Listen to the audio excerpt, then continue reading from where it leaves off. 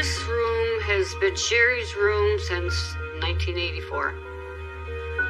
I left the room exactly like this. It was panic, was what it was. You just want them to find her. A lot of that time is black and dried out. Some things I can't remember. I'll never forgive myself. It'll be with me for the rest of my life. A lot of them were saying that maybe she just run away. Maybe she's at a friend's house. She was Daddy's girl. I kept asking all during that time, please let me know if she's all right. Please, God, give me a sign she's all right. Well, there are several possibilities that could have happened to Sherry. Pressure mounts with time, especially when it's a young family member, young child. People are in fear. We seldom had a crime, and things changed that day. These cops with these real loud cop voices yelling and saying, "Where are you? Sherry, Sherry." Yeah, that was horrible. I never knew any of this evil existed. I don't know how, but I knew she was gone. Okay, this is our family picture.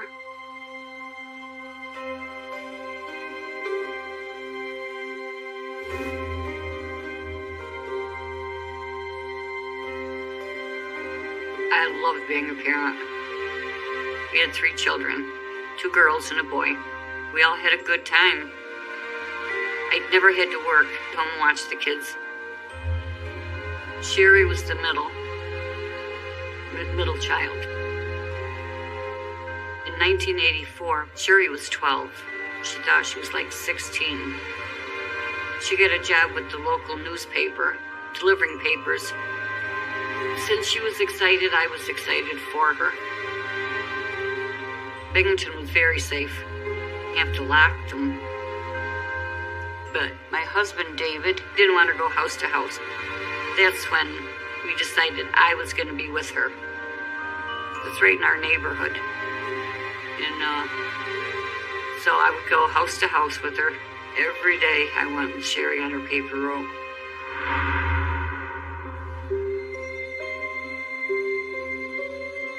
Leave it alone.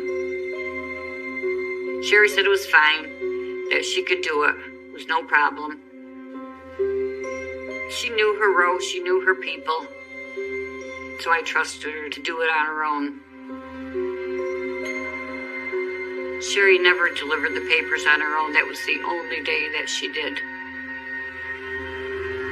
I'll never forgive myself. It's the only thing in my whole life I've ever regretted.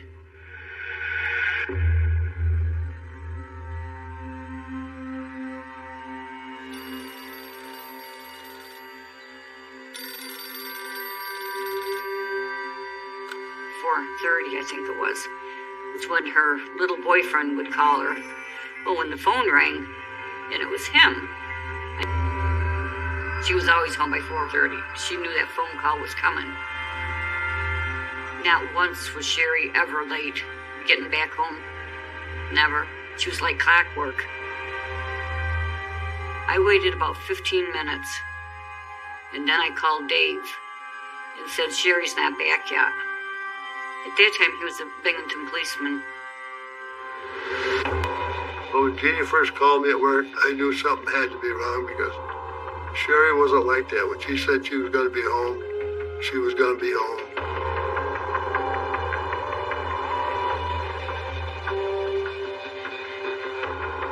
The worst day of my life, to tell you the truth. Worst day of my life.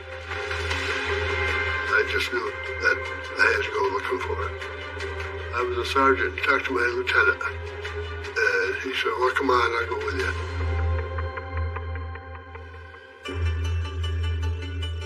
We looked at the street she was supposed to be on and asking people along the way if they'd seen her.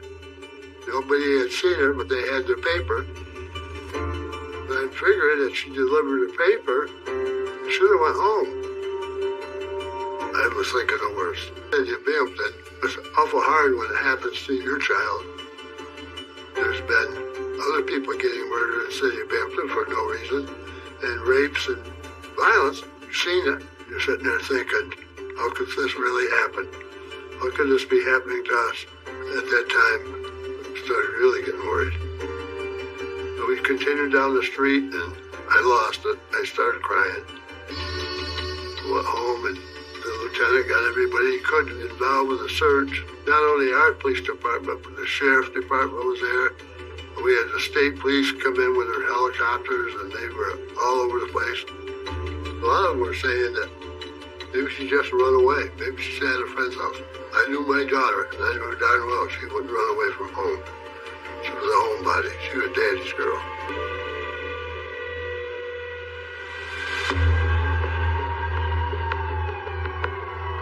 It was really out of the ordinary.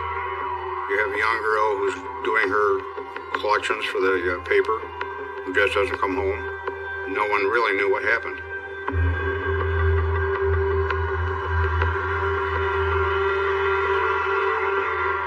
The Binghamton Police Department with officers, everybody really knew each other there. This was a special case because of the family of Sherry, who was a police sergeant at the time. We all knew the family, certainly knew Dave and Jeannie, so it was more personalized. I mean, it was very different circumstances than what you're typically used to investigating.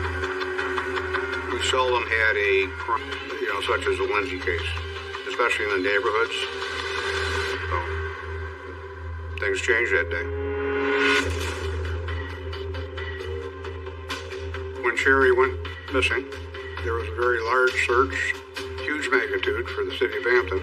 Outside agencies participated in that, as well as civilians.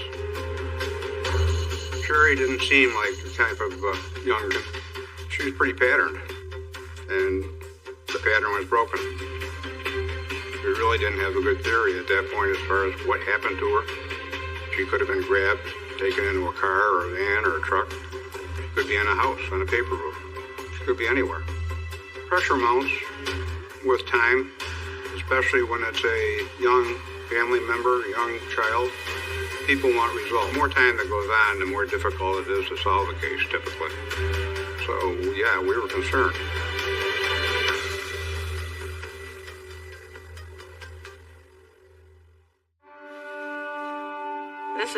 This is the main one. This was the one, missing child, possible abduction on the TV.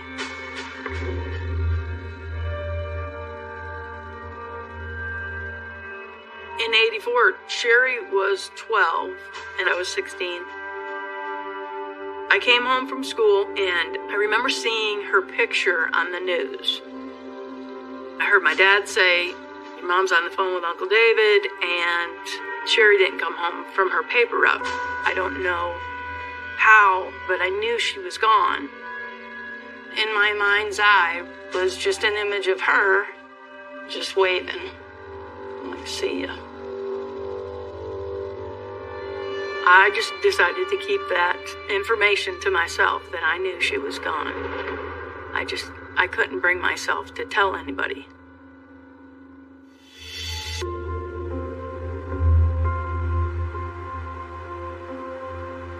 You wake up and you're like getting ready for school, everything, and then it's bam. Oh, crap. Sherry's missing still. People are like, what's going on with all the cops? Do you think this is someone your uncle arrested? To my intriguing. This teacher, she came up from the right-hand side of me and just came up and said, well, my face like this, and just said, I'm so sorry with what's going on with your family. She was so endearing. And I felt like I really wanted to just, let her hug me and just her. And she said, I hope they find Sherry. And I just already knew in my heart, they're not going to.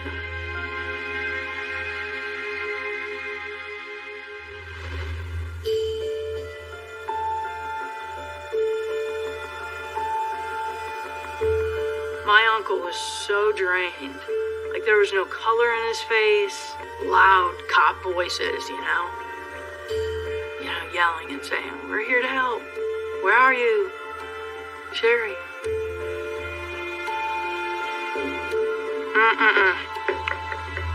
Yeah, that was horrible. Yeah, they were calling her name a lot. Somebody would say, "Sherry, Sherry."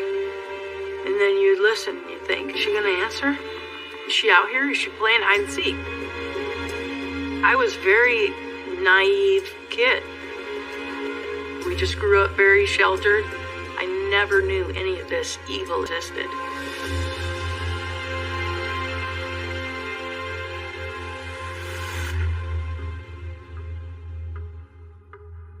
The search lasted throughout the night. I didn't sleep at all. Not at all. I couldn't sleep. When are they going to find her? David doesn't show emotion. So he didn't let his feelings known. I was a train wreck, but I showed my emotions. I called people. I'd say, "Have you seen her? Do let me know." It was panic, is what it was, because you don't know. You just want them to find her. I was still hopeful. You always wait till it's final done. No, you can't give up hope.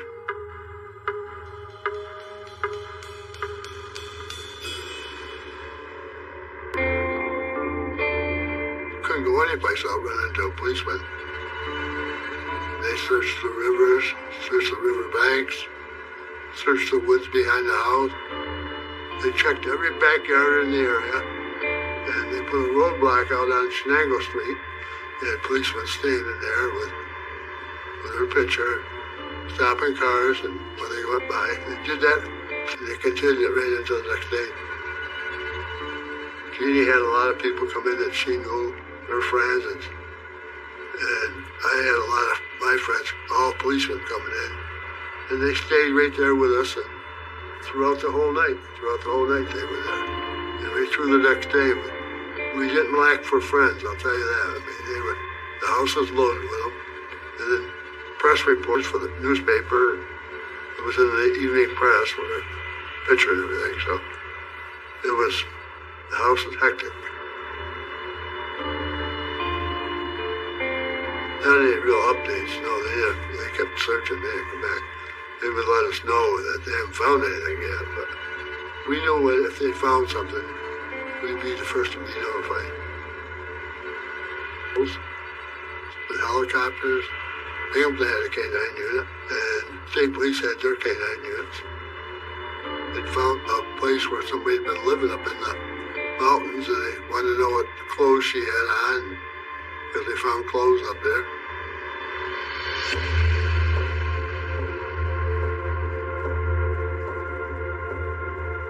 It was quite a day. Time passed. I was less hopeful. I was worried sick. I hadn't seen my daughter. I was worried where she was at. And everything was going through your mind all at once.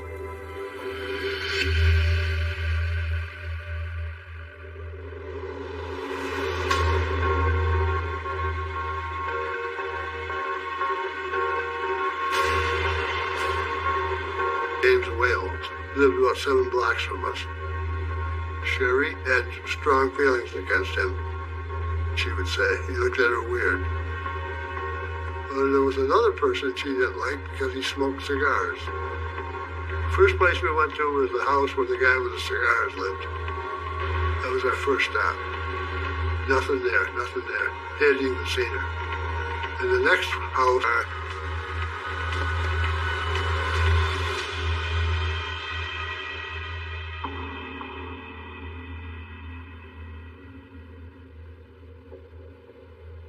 Wales told us that Sherry had come to the house the day before, around 4 o'clock, collecting for the newspaper. I guess he paid her the money.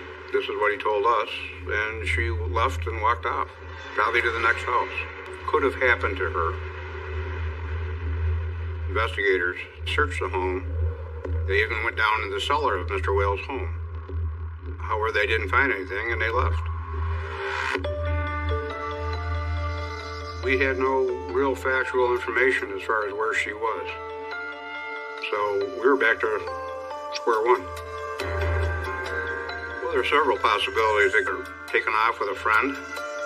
She could have hurt herself somehow, or anything else could have happened to her. And we entertained all those possibilities. We got the names of people in the paper route. We got names of people in the area who were potential problems, if you will. And we researched those names. And we had really done everything we could do in regards to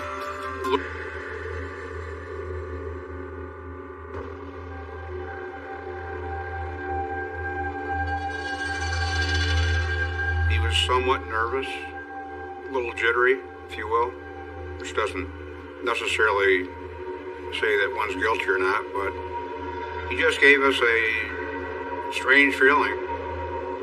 My partner said we should probably talk to him, pick him up and bring him in, and we'll talk to him. Everything was on the table at that point.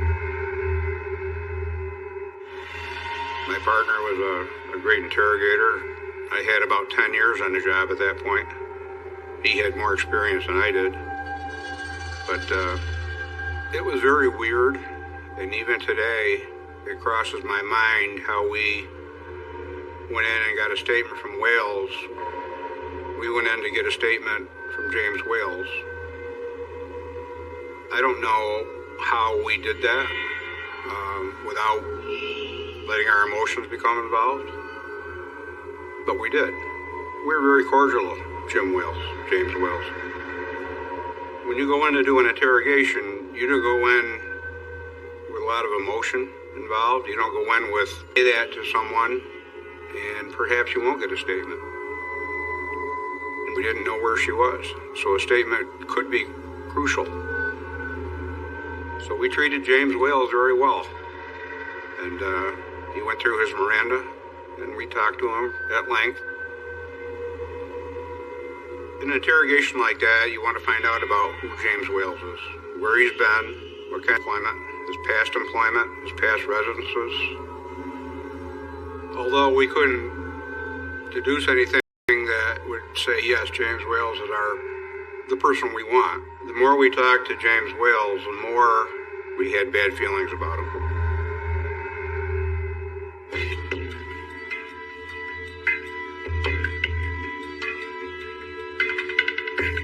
House. She invited the detectives in, and they spoke to the 11-year-old stepchild of James Wales. He made some statements that he heard that Sherry came to the door collecting, I guess.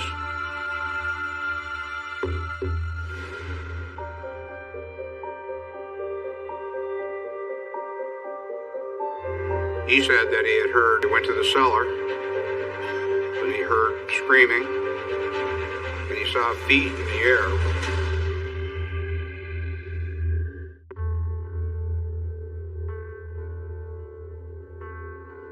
I am in bed, and I'm laying on my back, and my covers are up to here, and I remember I'm still not asleep. This late at night,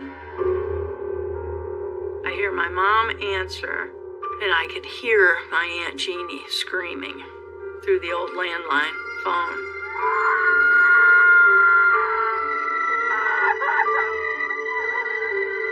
And she is screaming. Oh, it was just a horrible. There's nothing like that scream over it. And I can hear her scream to this day.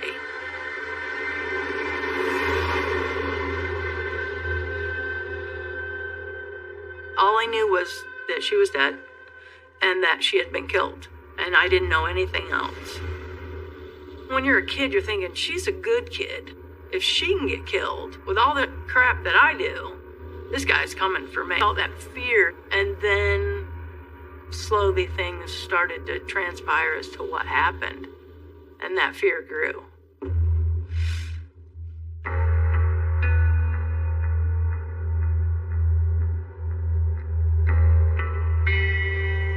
There was a knock on the door. My partner came in and told me that they had found Sherry's body. Searched, and they started searching the cellar. One detective directed another to look under some paneling or boards, and that's when they found her body, which was wrapped in a blue blanket. We told Mr. Wales that Sherry's body had been located in his house. He had no reaction at first and just stared at us quite a while. The blank stare to me indicated that he was involved in her murder.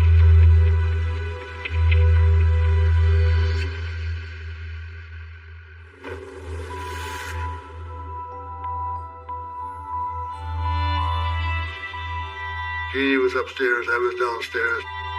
Two detectives came through the door of ours. The look on their face, you knew it wasn't good. Wasn't good. I talked to Jeannie and said, we got to talk to you. And Chief said, well, we found her. And I said, is she dead? He said, yes, she's dead. I honestly don't remember what Dave did. I know I screamed.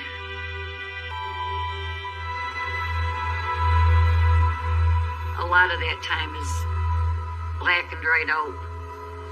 Some things I can't remember. She wasn't alive. There was no hope. That's when it was gone. I wanted that man dead, and I wanted to be the one that done it. I never went to her because I don't want to feel that. I just don't want to know how bad he hurt her.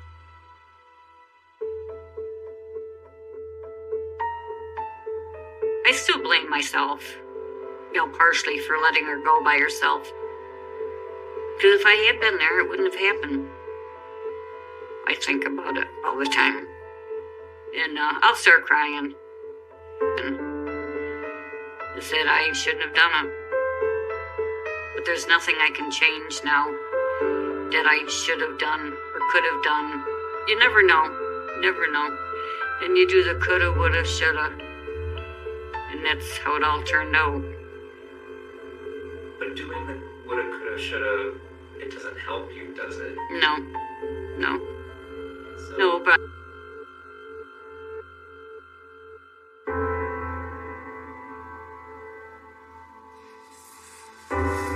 Oh, this was Sherry's school picture. 7th grade. This was the last school picture. I believe it was about 2 weeks before. That crooked little smile. Her father, this is exactly how Sherry looked. Always smiling. She was so proud of those earrings. She bugged her father for probably a year to get her ears pierced. She's got her earrings on, wouldn't take them off. They were found in Wales' dresser drawer. And I wear them. Just the bottom ones. Right there. With the earrings on, I do feel close to her.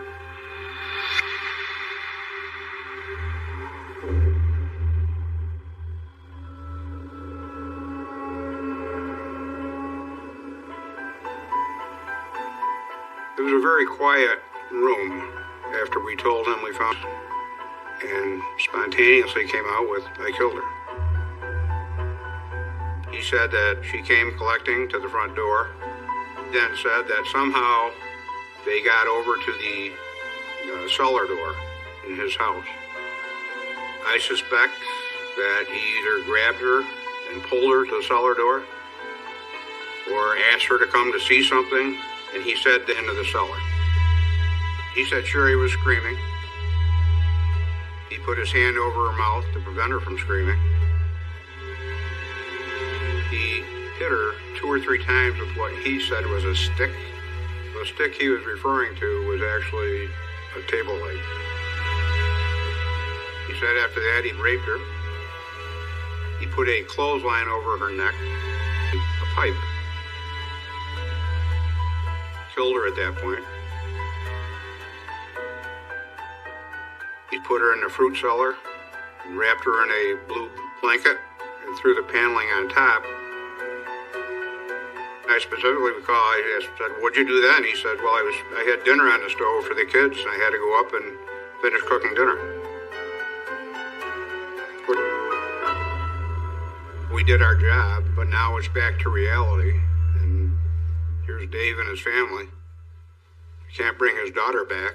What do you say to a father and a friend?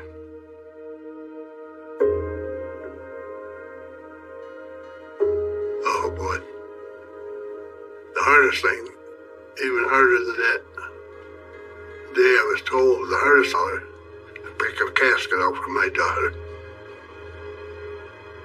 We sat down to make funeral arrangements and all that. The funeral director said, "Now, you and Jeannie go and pick out one of the caskets. The children's caskets are over here.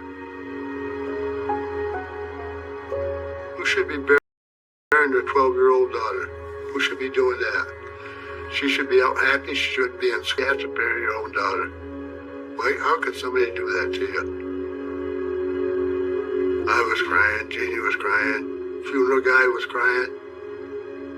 I told Jeannie, "I gotta get out of here. You pick out the one you want."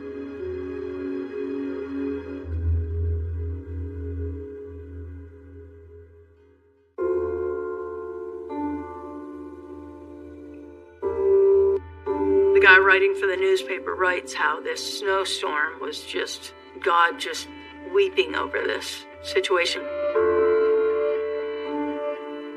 Oh man, just remembering that whole funeral was just, it was so sad.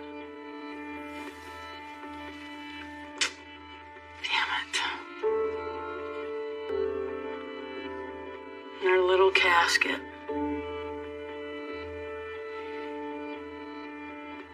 There's something profound about a child's casket that you don't get over. And that's my aunt and uncle. The look of despair and tragedy. I'd never seen that before. And just my aunt was just weeping. She was so devastated. So devastated. It was so unfair. She just didn't deserve that. My uncle and I talk a lot. And one of the things that he said to me was, here I am out here protecting other people's kids, and I couldn't protect my own. And he did nothing wrong. My uncle did nothing wrong.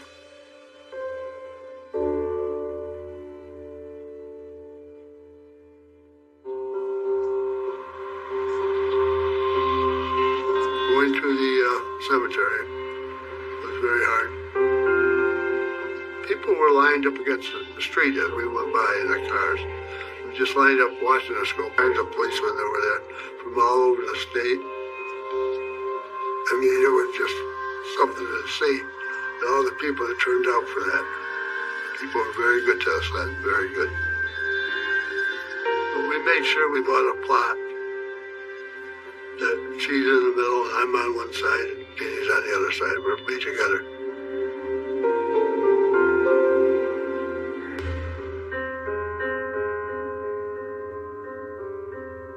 My aunt could not watch what they knew had been done to her body. So there was no way anybody wanted her to see that, because there was going to be images. My mother's going to be furious about this because she still doesn't know that I snuck in. Courtroom. I still kept thinking, somehow, this can't be true. I remember seeing the back of Wales' head and just his hair. That man was horrible. The boogeyman was the only thing that I could, that's the terminology we used. I was so horrific because he was able to take her life. And see, I'm sitting there thinking, how dare you? Why would you hurt her? I'm thinking, he's got to be like Satan. And I was scared to death. What if he escapes? What if he gets away? What if he knows I'm here and I'm not supposed to be here? all they were talking about was the Cana death. I don't know that I would have been able to handle that.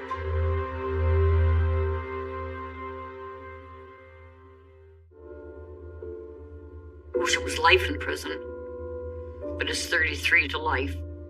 And he'll spend every day of it in there, because we'll be there every 2 years doing the impact statement. And when Dave and I are gone, and he's still alive, my daughter and son will still do it. That's James Wales. It's the guy that killed Sherry. It's like a nightmare.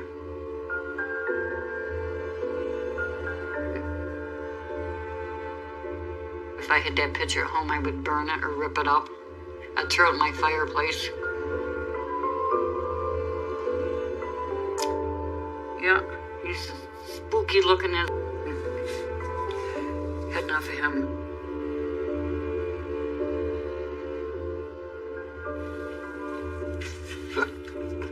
Crap. I wouldn't look at him. Can you tell us why? Well, it's obvious what he done to our family. What he's still putting us through, him being alive. New York State doesn't have the death penalty, but they should. Death should have been his sentence. And I should have been the one that pulled the switch.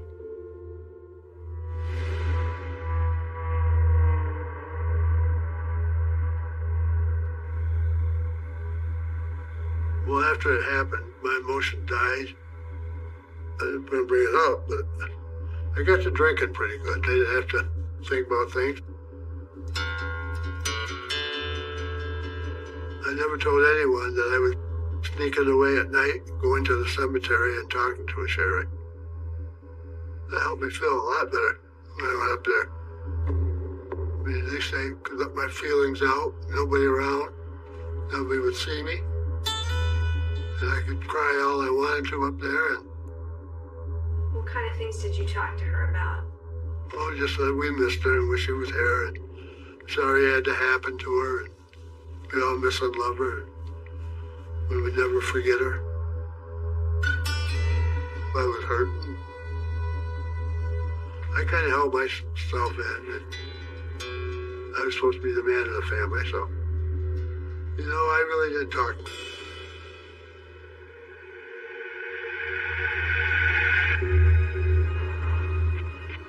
He would sit there every night and get drunk. Just drink, drink, drink. Every time I'd mention Sherry's name, he'd say, I don't want to talk about it. He was in his own world, didn't want anybody in. It was like losing him. Stay bottled, shut right down. And I know that it's very easy for people to split. Most people that lose their kids end up divorcing, separating, whatever.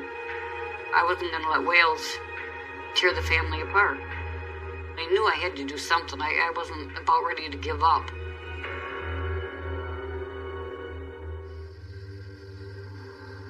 He didn't cry. He wouldn't show any emotion. I had to get him to cry. I had to get him to talk about her. So after the kids went to bed, I would get Sherry's picture, her 8x10, and sit it in the middle of the table and put all her little pictures around it, hoping to break him so he would show some emotion. I knew him better than anybody ever had buttons to push. Here she is right in front of you, Dave. Is this what she would want you to do? And I just kept repeating it night after night after night after night until finally it hit him. He finally broke down. Me not giving up on him is what saved the marriage. Until he finally faced it head on. That yes, we can get through this.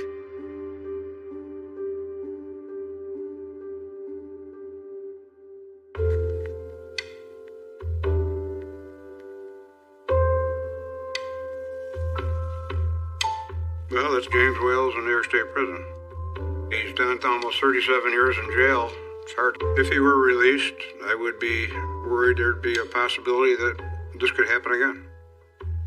So the parole board asked Mr. Wales, New York State Parole, Any thoughts, reflections you wish to share as we look back at this horrible tragedy, sir? During the course of the years, I thought all of the things that I robbed that girl of. She never got to graduate from high school, to have her father walk her down to odds or things I felt a lot of remorse for, and I take responsibility for everything that happened. So the commissioner of New York State Parole asked James Wales, why did you kill her? Why did you kill Sherry Lindsay? I'm not sure, ma'am. I personally don't believe that we'll ever really know the reason why James Wales chose to attack Sherry Lindsay. The Lindsays are still grieving over this 37 and a half years later, and I don't blame them a bit.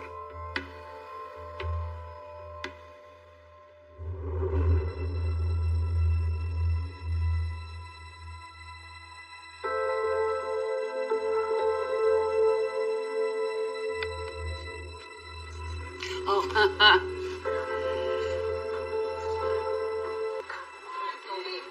I thought I had more strength.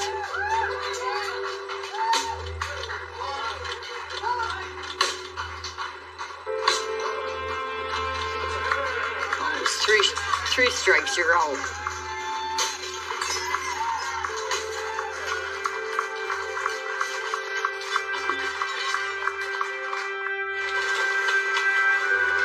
Oh, I loved every minute of that.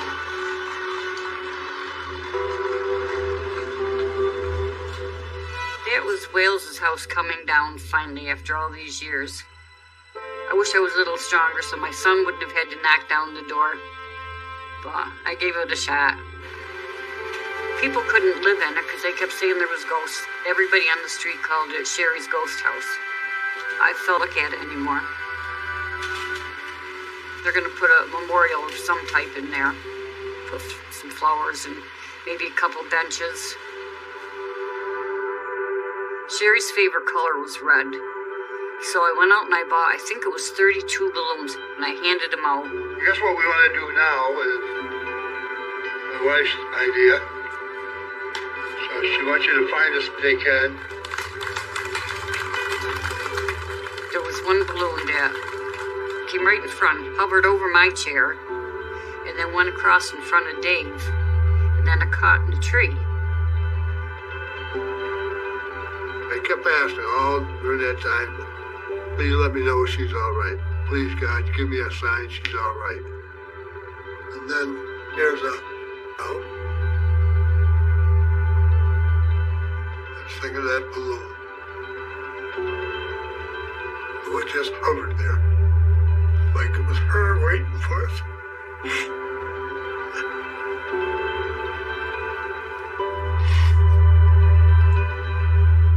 I believe there's angels out there.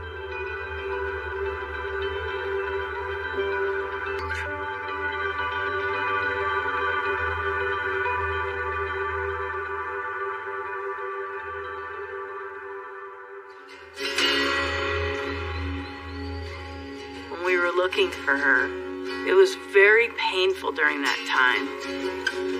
That search has stayed in my mind.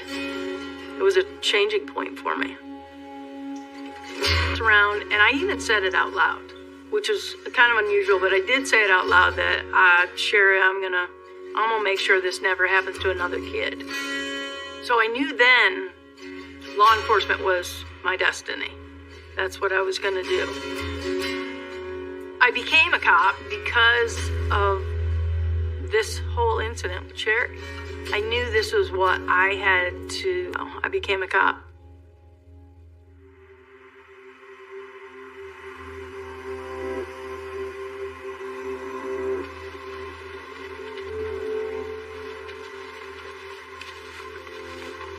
This room has been Sherry's room since she left us in 1984. I left the room exactly like this because I didn't. These are all her jeans that had to be ironed up with the crease in them. I wash these twice a year. I wash them in June and in December. And this is from her baseball that she loves so much. And then we have all of her shoes over here. This is the way she had them.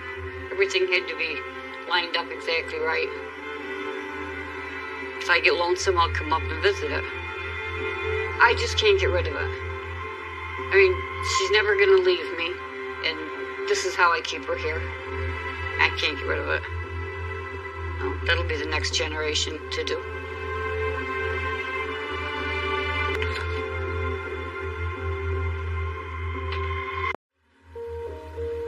You build a shell after a while.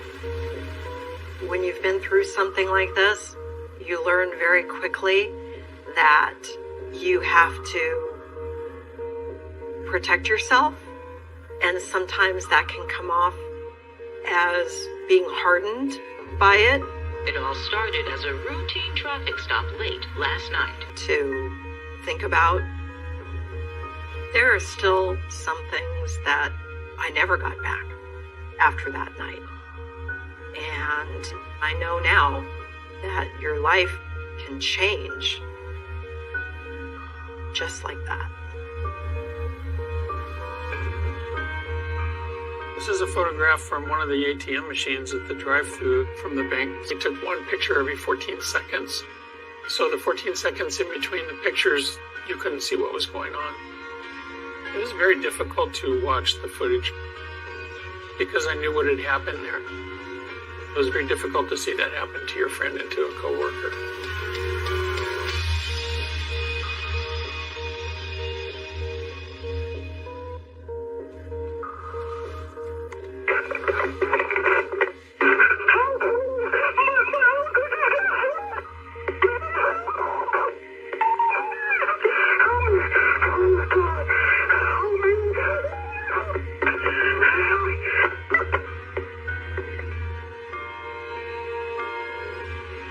Very difficult to listen to. The image of him gunshot into his face is the image that burns in my head. It will never go away.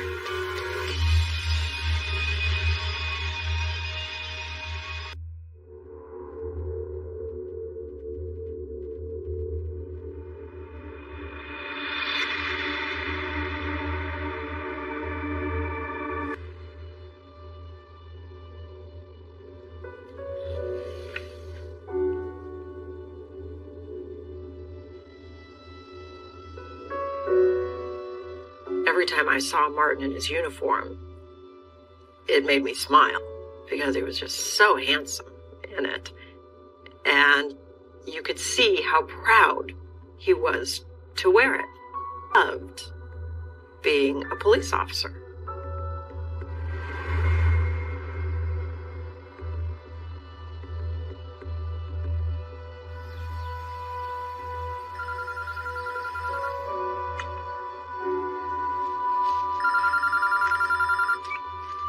Hello? On December 27th, Hey, sweetie. he called and said, "Look, my nephew is here and I want to take him on a ride along." Martin's nephew was 12 at the time.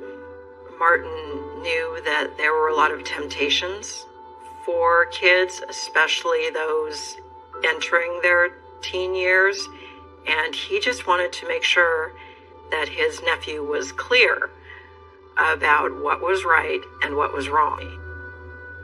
And he said, "I just wanted to give you a call and tell you that I love you. I'll give you a call a little later."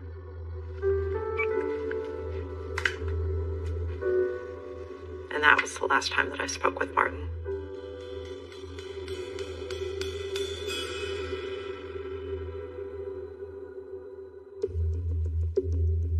Even though anxiety is still there, the thoughts are still there.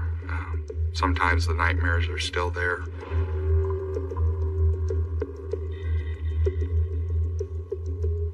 In 1993, I had been on for just over a year with Manhattan Beach Police Department, and I was working as a patrol officer.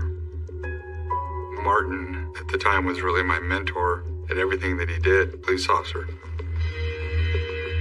On December 27th, I went out to patrol the city. and all of a sudden some screaming started to come over the radio.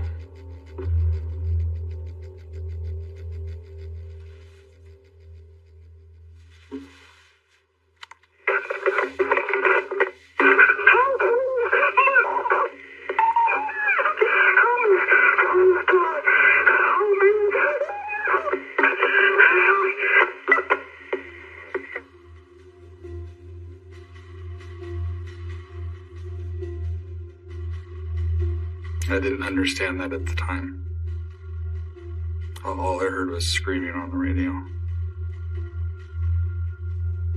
Very difficult, but it brings back other emotions. More emotions of anger than sadness. Because I know what the rest of what occurs after that.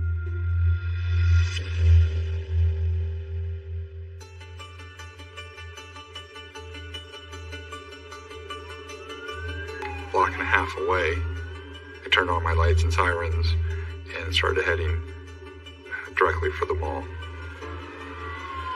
When I pulled into the mall, I didn't know what I was going to find. It was dark, but the red and blue lights caught the corner of my right eye. And I looked to my right and I saw a police car I could see that it was Martin's car. And he was laying down behind his car. Like, oh my God, what has happened?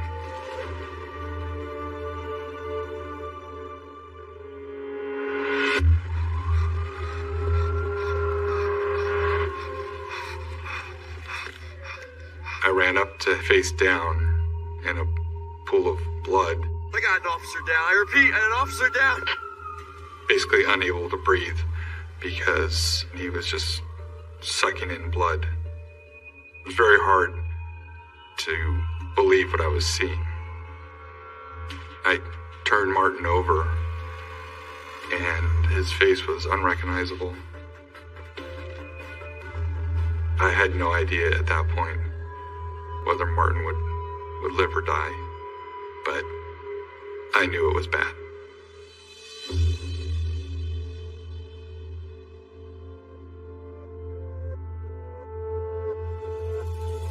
To see Martin in that situation, it was something that I'd never thought I would see in my life.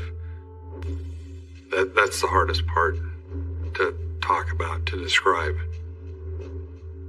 I wish I would have told him that I was there for him, because I don't know if he knew if anybody was there for him. I just only hope he felt me holding him. But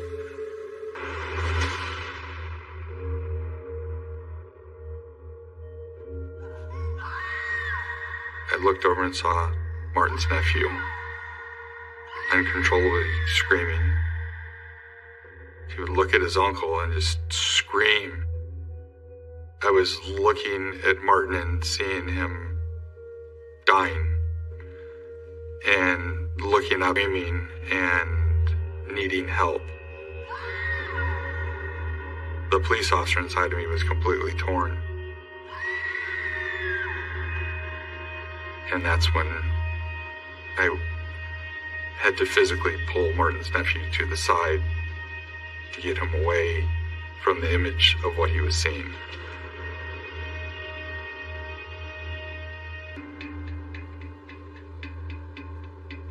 I was at home asleep when the phone rang a little after 11 o'clock on December 27th.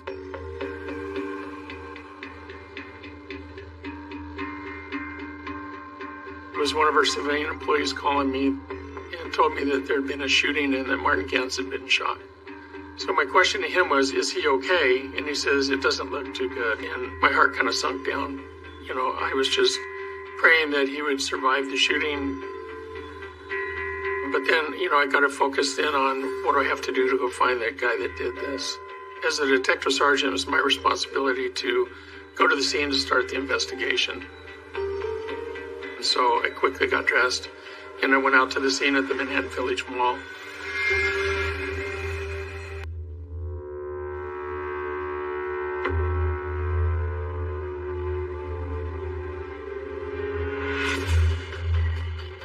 When I pulled up to the scene of the shooting, Martin had already been transported to the hospital. I walked around to look at whatever physical evidence may have been there. I saw 3 shell casings on the ground between the front and the back of Martin's, pool of blood on the back behind his car on the ground where Martin had fallen.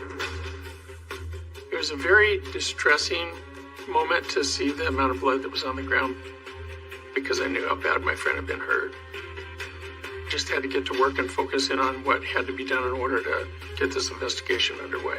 And we didn't have a suspect. In my opinion, if somebody's going to shoot a police officer that's in his full uniform, they're going to take a civilian.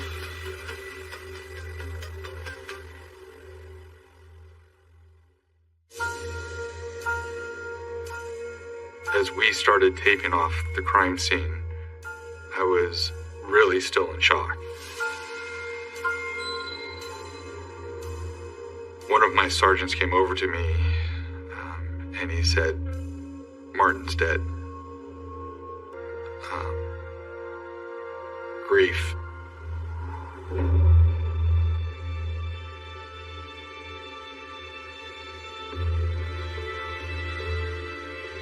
The image of him choking on his own blood with a gunshot into his face is the image that burns in my head. That just made an unrealistic scenario to a 23-year-old officer with not much life or patrol experience. It really stunned me. That's when it hit me that things were never going to be the same for me.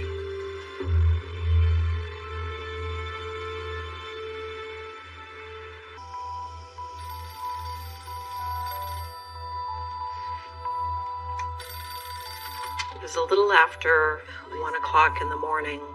My phone rang.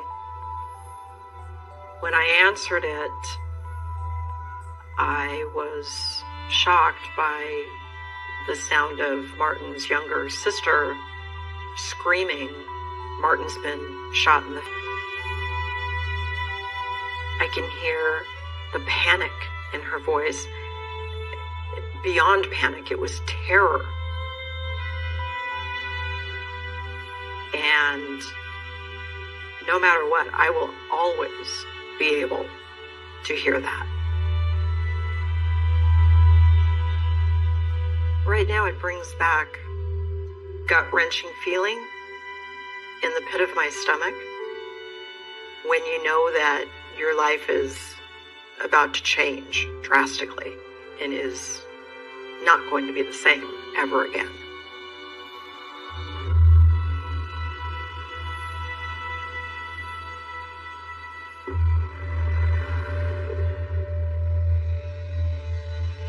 Insisting, please take me to the hospital. I need to be with him.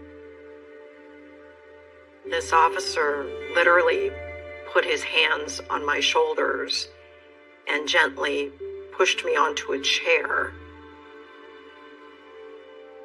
and then got down on his knees so that he was looking me in the eyes and said, "Pam, evidence."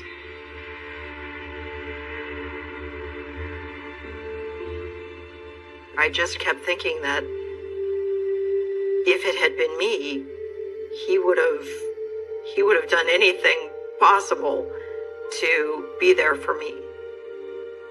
And that was what I had in my head, that we were alone.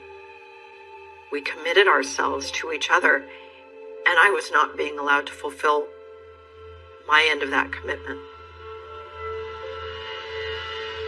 At that time, I not only felt helpless, I felt vulnerable, I felt deflated, I felt incomplete. I didn't know where to go. I didn't know what to do. I didn't know that I would have looked to and turned to wasn't there for me anymore. This was someone whose hand that I held, whose face that I touched, whose eyes that I looked into, and that I had every intention of taking care of forever. He was gone. There were emotions going through me that I could not come to grips with because I had never felt them before. Even to this day, it's difficult for me to think about. There's something there that I would lie to him.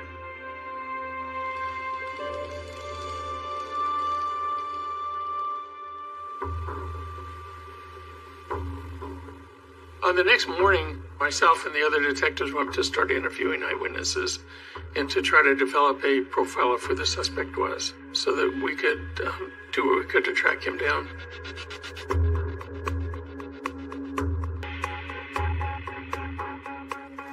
Listen, you got to tell me everything you saw. As a result of what happened that night, Martin's nephew was very afraid that the suspect was going to track him down and kill him as well for being a witness to what occurred that night. What if he finds me? He is not going to find you. I promise. He was very cautious about talking about some of it because of the answers to the questions that we had.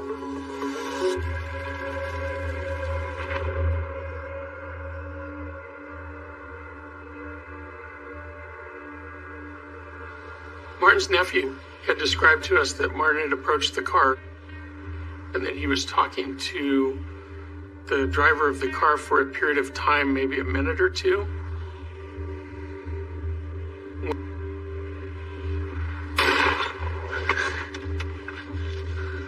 He ducked under the dash of the car to try to get away, and he heard 2 more gunshots go off. And he heard Martin fall to the ground. He peeked back up to see what was happening, and then he saw that the suspect had a shooting stance and was pointing his gun at him. And then he heard the suspect get back in the car and drive off. And at that time is when he grabbed the radio to call for help.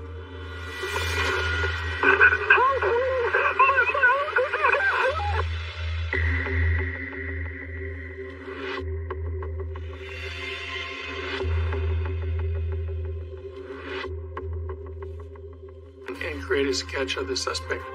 The nephew of Martin Gans did a good job of describing to the forensic artist what he saw that allowed her to create this sketch. We just know he was a male Asian, probably in his mid-20s, with short dark hair. So that gave us an idea what the guy looked like.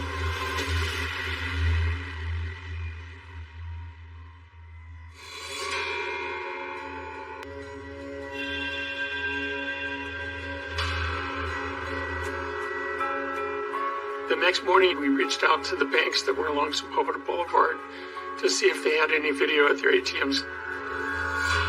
And we found that they did have ATM cameras that were working.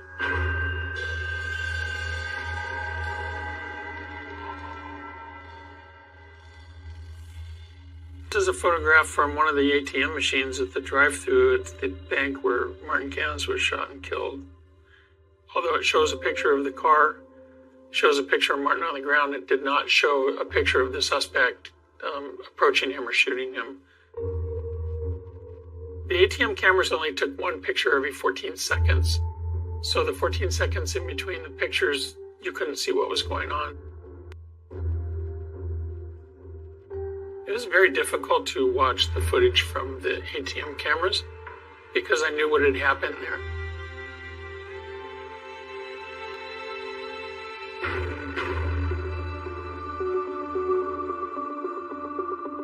In reviewing the video footage from the ATM machines, it only took pictures of the back quarter panel of the suspect's car from one angle, cars it was approaching where it eventually stopped. So we didn't have a picture of the entire car. We didn't really get an image of the suspect himself.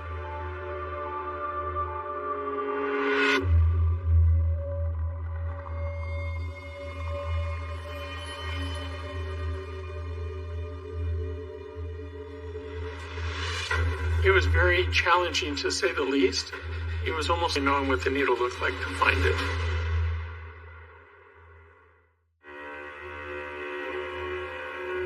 I think that I was numb at that point. I didn't think that I had any more tears left in me. I had no idea what I was going to see.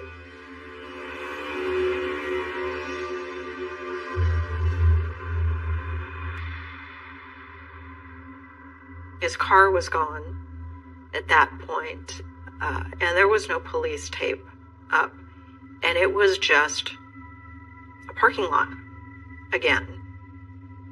There was a spot on the ground, and I just immediately envisioned Martin lying there, and that was really when I came unglued.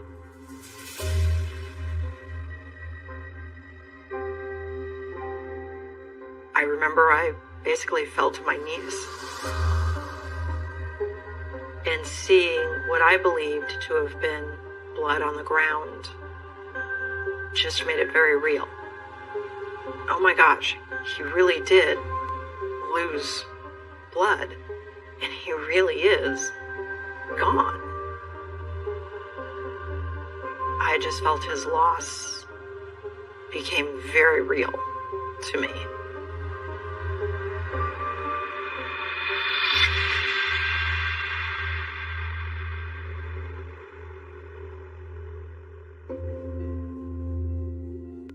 Martin and I had been engaged for 18 days when he was killed. Here I am in a church, and instead of celebrating my wedding day in a church with him, instead I'm looking at his flag-draped casket and never see him again.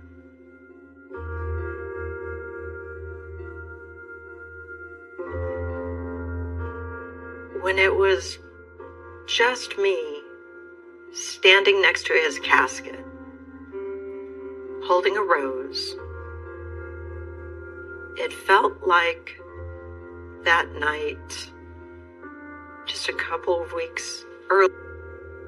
And even though there were all kinds of people in the room, it was just he and I.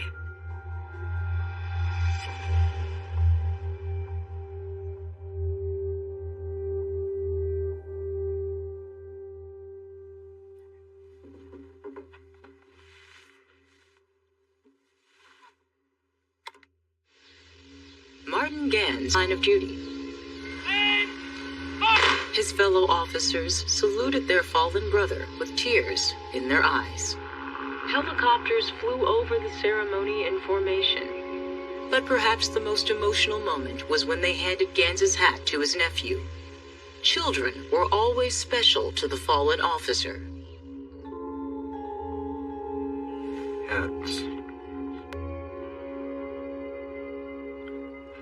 Takes me back to 1993. Being sad, crying that day, crying now, and getting angry again. I wish it never had happened.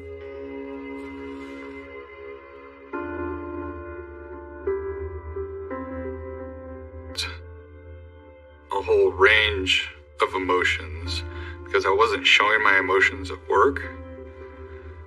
They were coming out at home. At the time, I was a 23-year-old cop who, in those days, you're told to suck it up and move on. Nobody ever physically told me that. And I went to see the psychologist. I basically blew the person off, thinking, you're not a cop. You don't understand what I just went through. Why am I wasting my time with you? Which would end up being the biggest mistake of my life. What I needed was somebody to talk. Was going out and drinking with those of us that were there that night. We're all trying to escape our thoughts.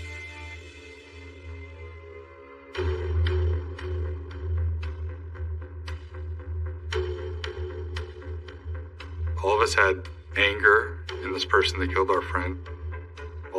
All of us wanted revenge. We would take that piece of paper and we would rubber band it to the sunshade over our head in the driver's seat of the police car. So as we drove around during our shift, we could easily look up and see who we were searching for. And Rush was scary. And images started flashing back in my head of Martin on the ground bleeding to death. And so there was adrenaline, there was anger, there was fear. Is this him? Is this the killer? I wanted to find this person.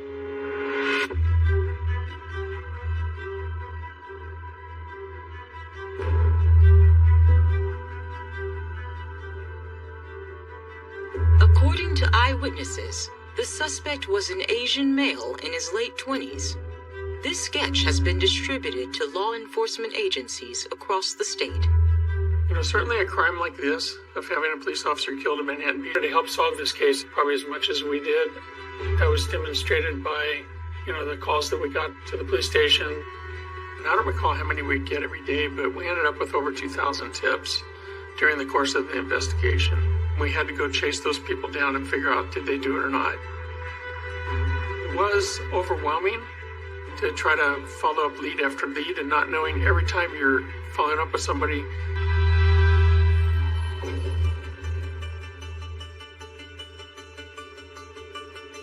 My preliminary thought was that somebody the very first time they commit a crime is not going to shoot and kill a police officer. The first thing that you would look to would be for violent felons. People have shown a propensity to violence in the past. There was about 4 or 5 people that we set. One of the tips received on the tip line was about a guy named Roger Brady. And they described him as being an Asian male in his mid-20s with a resemblance to the composite. And our investigation showed that he had a prior record of doing bank robberies. So we assigned a couple of investigators to investigate that particular clue. And they went up and eventually did.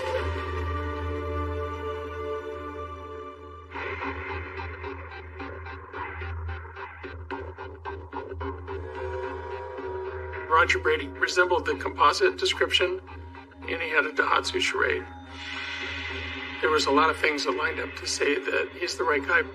This could be the guy that shot and killed Martin Gans.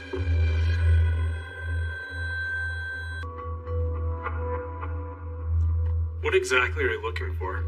So the police department went over there and put up a surveillance on Roger Brady's house and ended up talking to him and doing a search of his house. Mr. Brady, where exactly were you at 11 p.m. on the night of December 27th?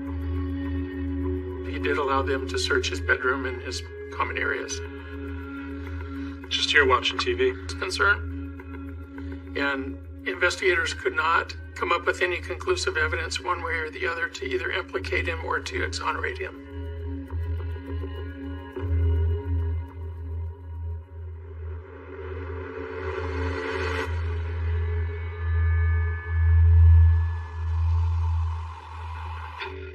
It's very difficult because when you're interviewing a young person's questions, because Martin's nephew is still quite concerned that the killer was going to track him down because he was a witness.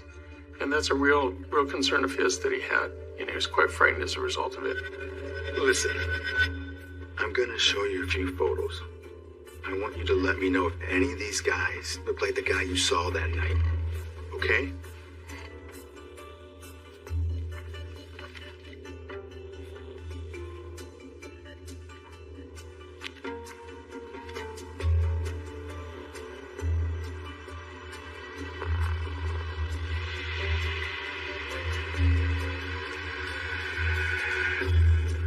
Unfortunately, at that meeting, we were not able to get a definitive identification of Roger Brady. It's pretty frustrating not to have some solid leads to look at and to know where path. And you look back and go, is there something we missed?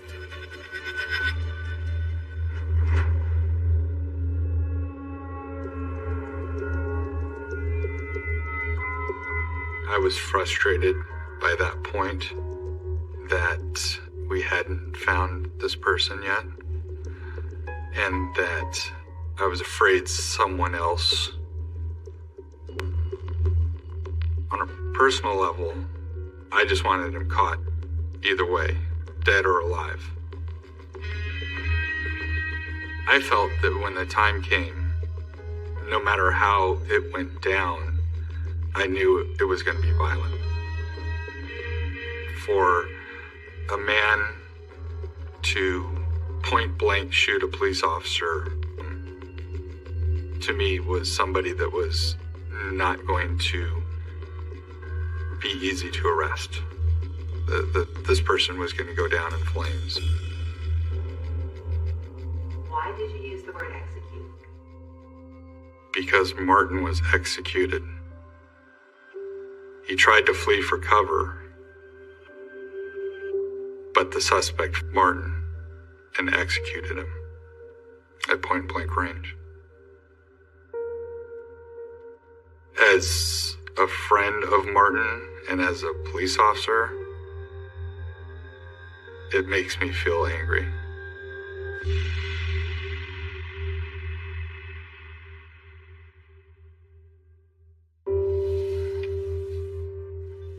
Picture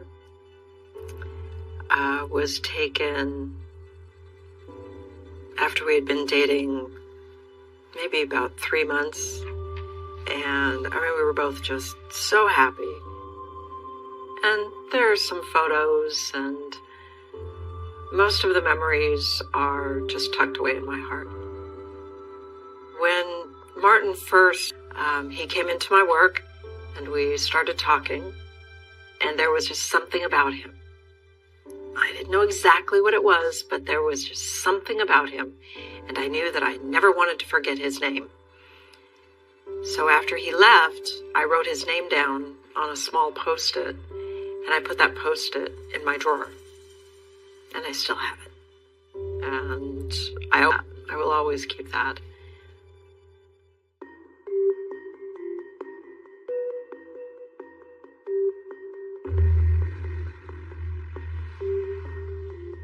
You just sit back and reflect on what happened and start thinking about, what have we maybe missed? So those are kind of difficult reflection moments at the time to look back and say, Detective Leaf.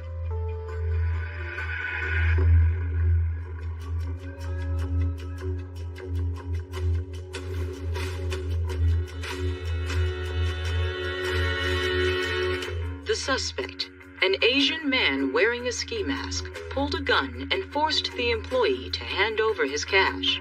He had a Daihatsu Charade. He had a 380/20s. He then shot a woman who had just purchased some milk on the way home for her daughter. There was a lot of indicators that he may be our suspect.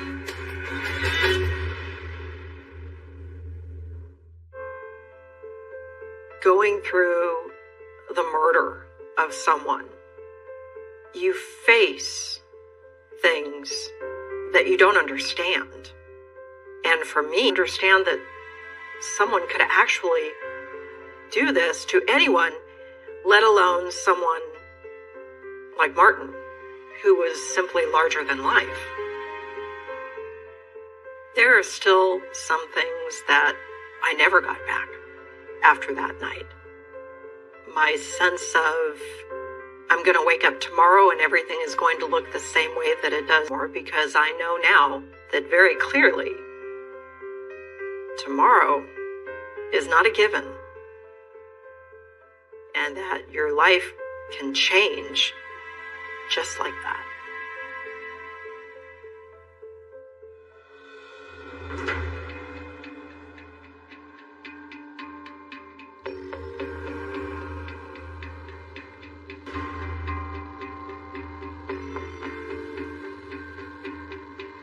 We got a phone call that Roger Brady had been arrested up there for a supermarket robbery where he had shot and killed somebody with a .380 pistol. We went up to Oregon to follow up on our investigation, brought our forensics firearms expert up with us to test the gun that was recovered up there. The shell casings that were at our murder site. The gun that Roger Brady got arrested with was the gun that had killed Martin Gans. It was pretty clear that we finally had our killer.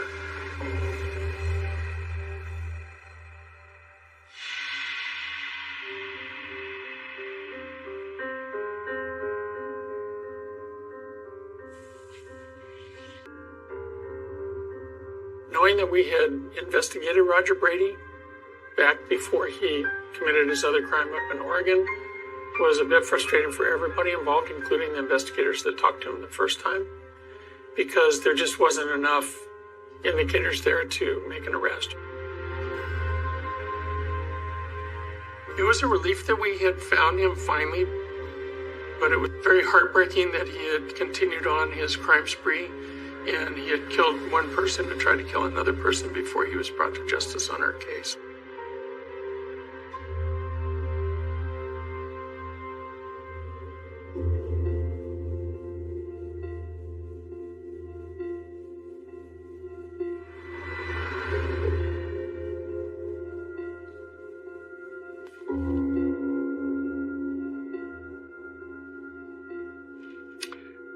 I'd rather not look at this photo.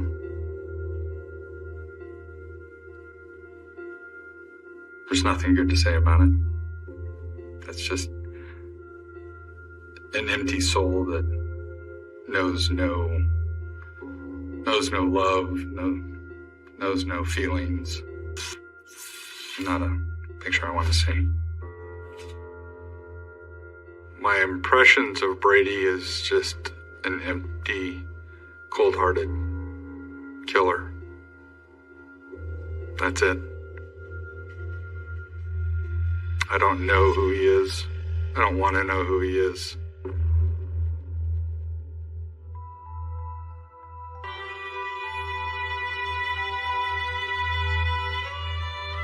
I think about Martin often when I look at my sons, and I think, what would Martin do in this situation? Because he would have been a far better dad than I could ever be. I really wish I could have seen him as a father. When they say the good die young, that is 100% true with Martin. Martin had a heart of gold, and he showed me what I wanted to be as a person.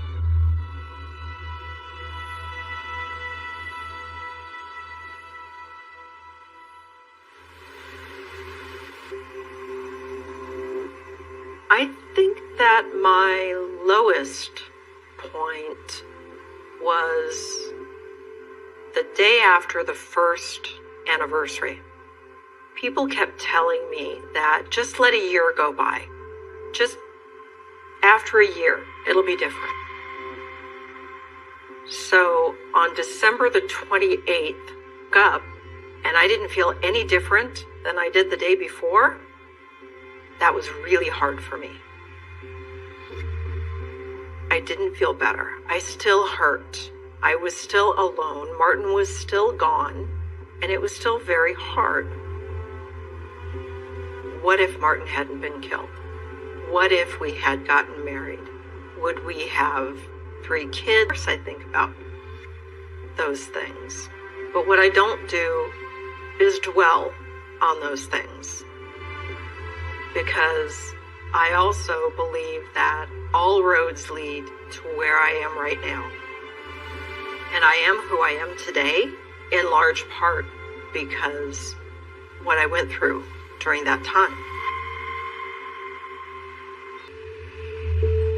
It all started as a routine traffic stop late last night.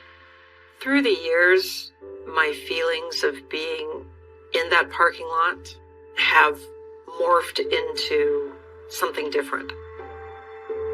At first, it was a bit difficult because I knew that he spent his last living moments there, because I know that he was there. There are several memorials to Martin throughout the city of Manhattan Beach. There is one specifically at the location where it happened, and that's the one that every year on December 27th, every year since it's happened, I'm there just because I feel that that's where I need to be. This last year, there were probably 70 police officers that showed up to show support for Martin's memory. And I remember looking out at the crowd of officers. Some of these officers were not even born in 1993. And yet here they are. And my focus then became, I need to completely educate these people on Martin, who he was, what he stood for, and how he lived, which was just as important, if not more, than how he died. The house at the end of Grayson Lane had a reputation that swallowed whole the practical questions. Neighbors might ask. It leaned as if tired of standing, its gables sagging like old shoulders, windows like dead eyes staring out over the scrub. Ivy threaded up the brick and hid the mortar seams and the iron got ornamental ones. Now rust-craked with an animal moan whenever the wind came down from the moor. People said the family who built it had left in a hurry, leaving a kettle on the stove and a half-pack of cigarettes in the ashtray. People said the house remembered things, names, old grievances, final words, and that if you listened at the right hours the floorboards whispered back. Children dared each other to touch the mailbox. Teenagers dared each other to spend the night in the attic. Old Mrs. Whitaker, who had lived 3 houses down for 57 years, kept a broom propped by her door and refused to let her grandkids cross Grayson Lane after dusk. Eleanor Rourke arrived in that town at a brittle point in her life, the sort of brittle that snaps loud and clean. She had grown up in cities so crowded the air never felt like air, but like a struggle. Moving to a place with breathing room felt like permission. Permission, but also punishment. Her marriage had ended with polite words and louder truths, and the collection of boxes in her moving van felt like the entire history of a life that had unraveled. The realtor who met her at the house smiled to bright as she showed Eleanor the high ceilings and the original parquet floors. Character, the woman called it. Original features. You can put your stamp on it, bring it back to life. The house smelled of dust and the faint tang of old soap. The rooms were generous in a way that seemed like charity from an earlier era. The attic had been cleared, she was told, but the realtor hesitated when Eleanor asked about the basement and tapped a thumb over a scar of wood on the floor. We don't go down there unless it's necessary, she said, as if that answered both a practical and a personal question. Eleanor signed the papers with a hand that trembled more from cold than from fear. The first week in Grayson House, because names change when people take possession. Addresses become cities. Houses become homes, was an exercise in small, stubborn domesticity. Boxes were emptied. Curtains were hung. The internet installed. The kettle boiled and boiled again, as if to drown out the echo of silence. Eleanor learned the rhythm of the place, which radiators clanked at 2 in the morning, which window gave her a draft like a hand searching for a match. At dusk she walked the lane and watched the moor roll like a black sea under the moon. The town smelled of peat smoke and wet earth, and the people were careful, which Eleanor liked. There was a certain generosity in small towns, even when that generosity took the form of being left alone. It was on a night thick with rain that she first heard the tapping. It began as something like a learning, a faint percussion up in the rafters, an off note in the house's usual conversation. She imagined a trapped animal, squirrels, perhaps, or a pigeon, and went to the attic. Flashlight knuckles white. The attic was empty save for a chest and a coil of rope, and the tap, tap, tap seemed to come from within the chest itself. Eleanor pressed her palm to the lid. It was cold. The tapping stopped. She told herself, told anyone who would listen, that it was nothing. A building settling. A tree branch against a window. The rational explanations were a net she liked to keep close. Yet the tapping returned, in different places, like a pattern being learned. One night it came from beneath the floorboards under the dining table. Another night it came from the back of the house, from a room that held nothing but an old rocking chair and a painting with a stranger's eyes. When Elena sat by the window with a mug of tea, she'd sometimes hear the tapping aligning itself with the tick of the clock, and for a long moment she believed the house was trying to keep a time she had no part of. On the 13th night she woke to a new sound, the slow, awkward scraping of metal on stone. She dressed and walked barefoot down the hall. Light leaked from under the door of the basement. She hadn't used the basement. She had, in fact, avoided it. It seemed sensible to her that a foundation had rooms below, dark rooms for coal and wash and things now obsolete. The realtor had tapped the wood. The town had kept a story. Elena had kept a curiosity muffled like a coin in a pocket. The basement stairs were steep and smelled like loam. At the bottom, the light bulb swung in a loose chain, throwing the room in uneven, hesitant illumination. Against the far wall, metal shelves held jars of pickles long since clouded and faintly sweet. A rusted wheelbarrow leaned like a tired animal.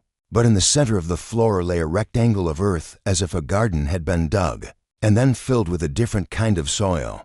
The metal scraping had come from there, a faint, neater grit along the edge. Along the walls were nails hammered at intervals, near each one a blot of black wax. Elena's heart found a tempo that was almost rational. This was the house's old storage cellar. Perhaps someone, decades ago, had had a hobby or a ritual and had forgotten it. Her fingers brushed one of the nails. It was warm. She did not keep the light on that night. She slept restlessly, with the kind of awareness that flattens out time into a taut wire. In the days that followed, the house grew a new set of habits. Elena found objects in places she did not remember leaving them. A shoe tucked under a pillow, a spoon beside a lamp, a child's drawing in the inner pocket of her coat. The neighbor who came by to welcome Hergrig, who ran the feed store and had a dog that looked permanently purple, Zed muttered. That old houses sometimes claimed things back. They got their own memory. You don't want to prod it, he said, patting the dog with a shrug. Gave my grandfather a headache sometimes. Best to leave it be. But Elena found she could not. A curious mind is a sore finger, always drawn to the seam. She began to explore the house on purpose, opening cupboards and drawers with sufficient ceremony to feel safe. Behind a false panel in the parlor she found a small book bound in leather, so cracked it flaked at her touch. The pages inside were filled with handwriting that looped and buckled around itself like vines. There were dates 1889, 1893, 1902, and sentences written in a voice that alternately begged and demanded attention. It spoke of stewardship, of a house that required an exchange. To remember was to receive. To forget was to be forgotten. One passage stayed with her longer than the rest. Written with such pressure the ink had pushed through the paper. We bind the room to hold. The room holds. We give names to the things we fear. They answer. At night the tapping changed. It learned her name. Elena. The sound would begin, rudimentary, like fingers fumbling over wood. And then a cadence would return that made her skin prickle. It was not quite words. It was the attempt at them, blurred and earnest. Once, in a half-dream, she heard it say, clear as a dropped tear, "House wants names." She laughed the next morning at herself. She told the book it had a flair for the dramatic, but she also began to notice when she thought of names of people she had barely known. Of lovers and passengers in trains. Those were the nights when the house grew colder, and the shadows lengthened without reason. Elena's nights became a ledger of petty losses and small hauntings. She would place a book on the mantel and wake to find it at the foot of her bed. A mirror would have a smudge that, when cleaned, returned like tide. Once, she woke with the sensation that someone had stood at the foot of her bed and watched the way her chest rose and fell. She saw no footprints, no displacement, only a faint imprint on the dust of the floor, 3 ovals, like pressing a thumb gently into soft clay. She began to leave names. At first it was innocent. A joke with herself. She would write a name on a scrap of paper and tuck it into a seam in the wallpaper. Daniel, Marge, Tom. When the name became a loop, the house hummed differently. The tapping would pulse with sympathy, and the air would seem to smell of old lilies and iron. A caucasial in a room on the third floor, only a trick of memory, would begin to repeat syllables that matched the rhythm. Danelle, Marge, Tom. The book had warned of exchange. Elena thought she was playing a game with an old place, but homes of memory take gifts seriously. The first price was small. A faded photograph fell from the mantel and split like old paper. The second price was more pointed. The cat from next door, who had taken to sleeping on her windowsill, vanished the morning she woke with the taste of pennies on her tongue. Its owner came by in tears. Elena made apologies that felt like bandages. It was then that the town's stories sharpened into advice. You mark them, you name them, you bind them, Mrs. Whitaker told her, her voice the brittle rasp of winter leaves. They like names, but not empty ones. They want what you remember. Give what you owe. What do I owe? Elena asked, more to the air than to her. You owe your keeping, Mrs. Whitaker said. You keep and you let go. You remember and sometimes you let it go. But the house keeps. It's a collector. It keeps more than you think. Keeps hope. Keeps grief. Keeps what was left in a hurry. One night, the tapping did not come from the walls at all, but from beneath her floor, as if someone stood under the boards and spoke through the grain. She pressed her ear to the floor and listened. There was a voice yelled, like the rasp of dried leather, that said, name. She wanted to say no. She wanted to run. Instead she wrote. She opened her journal and wrote the names of people she used to know. Names she had loved. Names she had never said aloud. Each name carried with it a memory, an image, a scent. Some names trembled at the edges. The boy who had taught her to dance in a school gymnasium. The woman who had shared a coat with her during a winter blackout. The neighbor who had once given her a jar of jam. For each name she wrote, something in the house answered. The kettle would begin to boil without light. A portrait on the wall would smile in a way that had not been there before. A drawer would click shut, not from draft but from decision. The house was cataloging her past, and with each entry it seemed to reconcile its hunger. Then she wrote the name she buried the lowest. Adrian had been a man with hands that could hold a camera like an instrument, and never missed the particular way light set a face. He had been soft in a way that surprised Elena, and blunt where she needed being blunt. They had loved, and then they had stopped, like a sentence that forgot the rest of itself. They had parted with polite words and louder truths. We need different things. He had said, and Elena left with fewer boxes and the rest of the noise of her life still intact. When she pushed his name onto the page, it came like an offering. The house drew a breath. That night it snowed, impossibly early, the kind of snow that fell in thick, dense flakes, as if the sky had decided to stitch the world together. The house shivered under the cold, and the tapping went everywhere at once, window, floor, wall, stitching a pattern Elena felt like oppressive fingers. Then, for the first time, she heard a voice that sounded like him. Elena. Her heart battered at her ribs with a force that put words to flight. She answered aloud, to the empty hall, because the house had taught her the habit of speaking into the dark. Adrian. Silence settled like dust.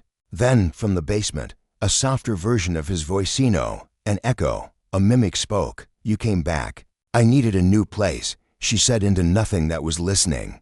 Her voice betrayed no fear, only the steadiness of someone reciting facts to keep them true. I wanted quiet. The house sighed, and the furnace clanked like a man shifting. A portion of the floor by the dining table sank, and a panel opened to reveal the same rectangle of earth in the basement, but now it seemed richer, as though fed by something else. She felt, in her palms, the texture of that soiled grit of ash, the odd softness of something decayed and reassembled. You named him, the voice said. It was not the voice of Adrian, but an imitation of the way remembering falters, and then corrects itself. You gave him back. He remembers. Elena's sleep thinned.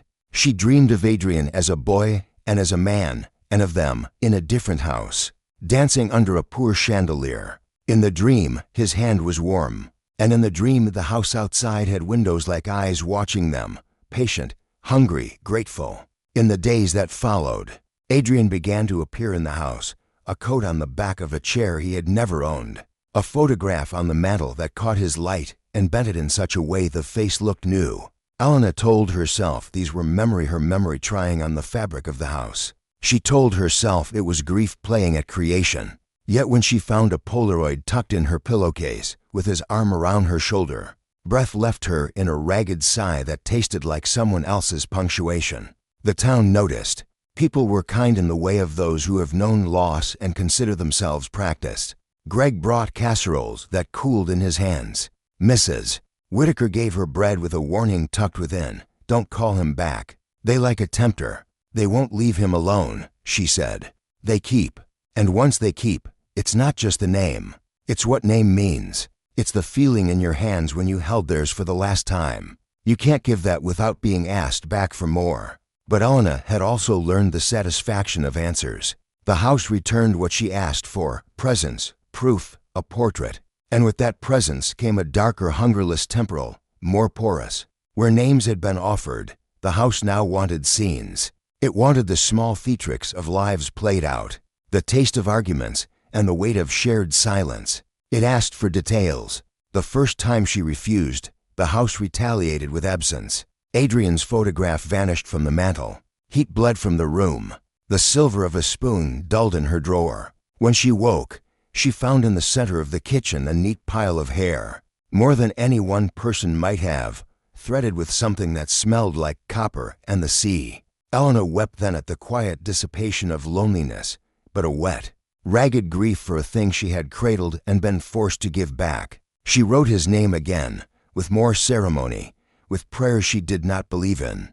The house warmed. A chair creaked as if someone had sat in it. She began to dream with a new precision of the last time she had seen Adrian. He had left with a suitcase and a kind apology. He had said there was no villain here, only people who changed shape. In the dream, the house watched them at the threshold like a dealer waiting for payment.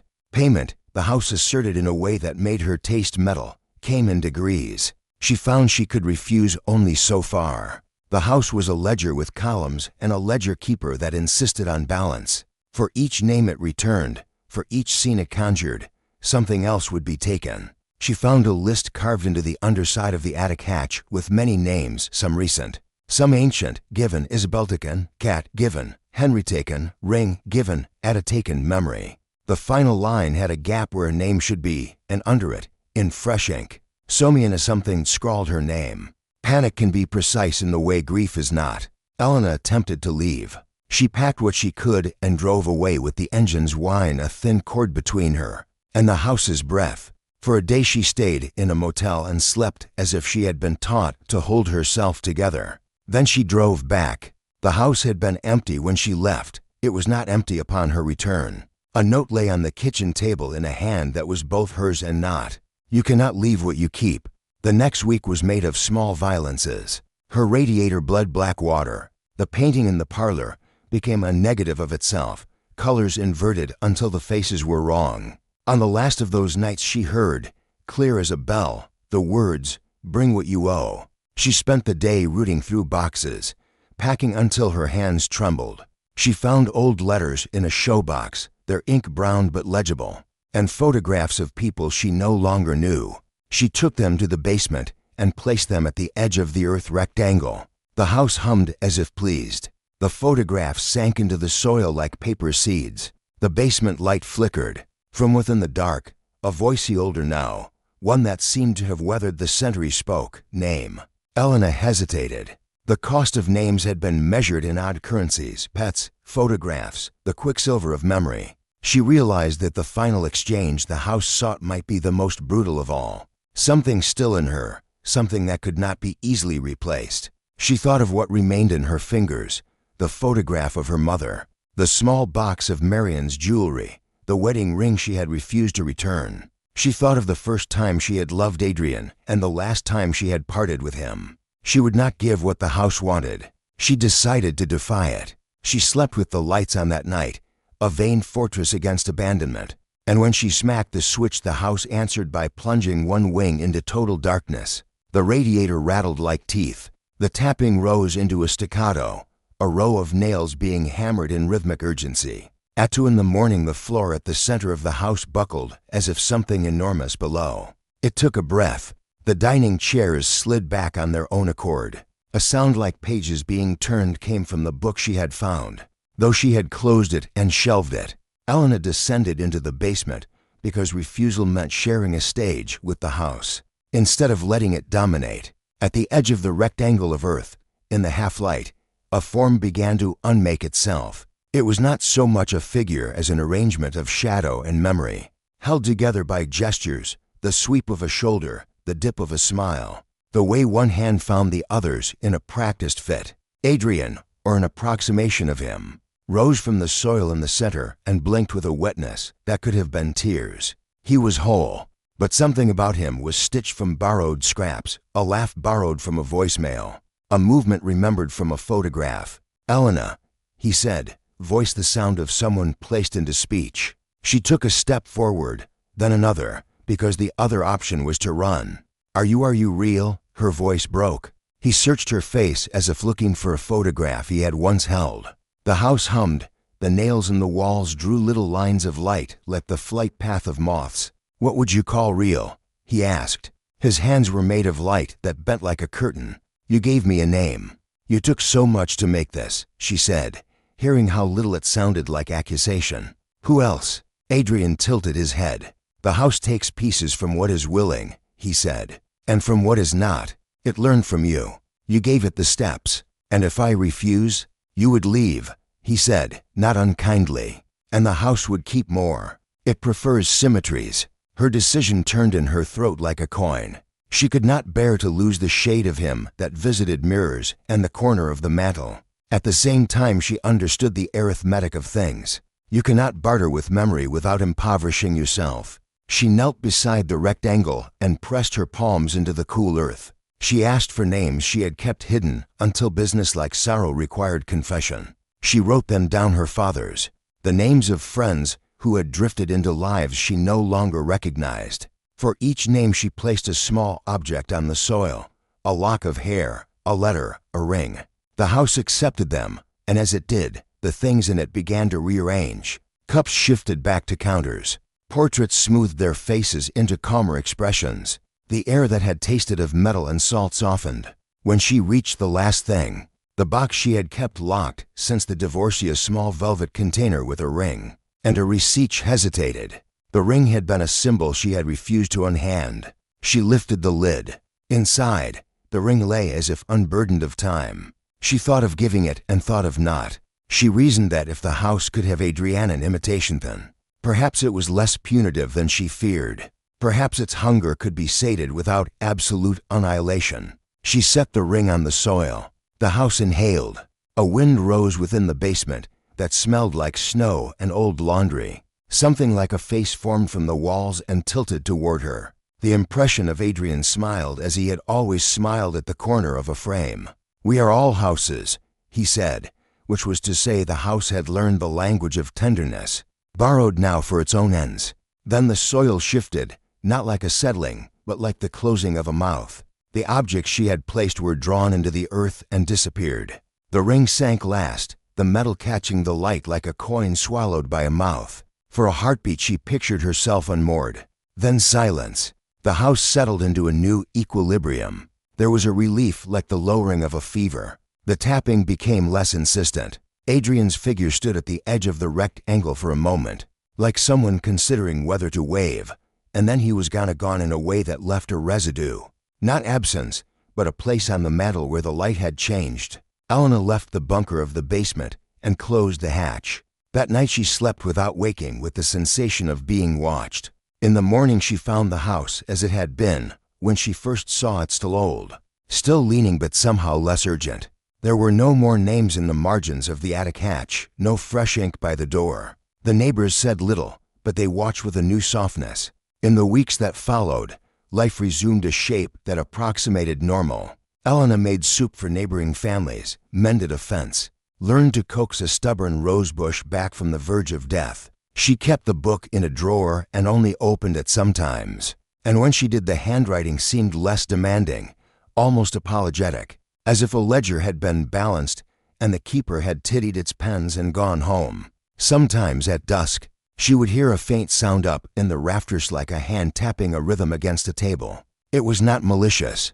It was music as much as habit, a leftover from something living that had once needed rhythm to remember time. She could not be certain if the sound was the house or a bird in the eaves, or her heart miscounting beats into meaning. When she leaned an ear to the floor, she could not tell whether she had paid in full. She had given much, perhaps too much. She had kept, perhaps, a good proportion of herself in pieces she no longer recognized. When she walked by the mantel, she would see, in passing, a photograph she could not explain, a couple dancing, caught mid-laugh with a poor chandelier swaying above them. When a breeze came from the seams of the house, it smelled of soap and snow and an old garden. Sometimes, as she watered her rose bush, she imagined the house listening to her name for the seeds of an evening. Late one night, many months later, when the moon hung like a loose coin over the moor and the wind spoke in the teeth of the window panes, Elena stood by the basement hatch with the leather-bound book in her hands. She read those pages she had once read with the furor of a person translating the past into a language she could live with. In the margins, in a neat hand now, someone had written, "Keep what you can. Let go of what you must. We remember when given, we forget when returned." She smiled then, a small, private concession. The house at the end of Grayson Lane had taught her the cost of memory and the virtue of release. It had not been cruel so much as precise, not a wolf but an accountant of the human heart.